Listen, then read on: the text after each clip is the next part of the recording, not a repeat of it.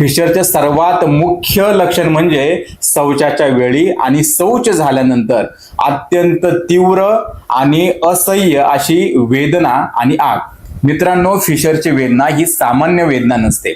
आमच्याकडे येणारे रुग्ण सांगतात, डॉक्टर टॉयलेटला जाताना असं वाटतं की गुदमार्गात कोणीतरी काचेचे तुकडे भरले आहेत किंवा कोणीतरी असं धारधार कात्रीने कातरतंय। इतकी भयंकर वेदना फिशरमध्ये असते। ही वेदना काही मिनिटांपासून तर अगदी काही तासांपर्यंत सुद्धा टिकू शकते। काही वेळा रुग्णाला शौचानंतर अंथरुणावर विश्रांती सुद्धा घ्यावी लागते, इतकी तीव्र वेदना ही असू शकते। या वेदनेचं एक विशिष्ट असं स्वरूप असते। मल प्रवृत्तीच्या दरम्यान होणारी वेदना म्हणजे कडक मलाचा खडा जेव्हा त्याच जखमेतून बाहेर येत असतो, गुदमार्गातून बाहेर येत असतो, त्यावेळी तो त्याला घासून बाहेर येतो आणि त्याच वेळी तीव्र सुरीने कापल्यासारखी वेदना निर्माण होते।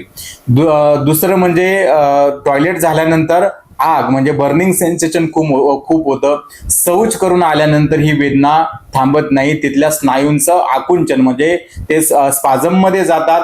शौच झाल्यानंतर पुढील जवळजवळ 2 तास 4 तास आणि काहींना तर अगदी संध्याकाळपर्यंत तिथे आग, जळजळ किंवा ठणका जाणवत असतो आणि ही वेदना म्हणजे कापल्यासारखी असते, काहीतरी फाडल्यासारखी असते, चिरल्यासारखी किंवा अतिशय जळजळ करणारी स्वरूपात ही आग आणि वेदना असते।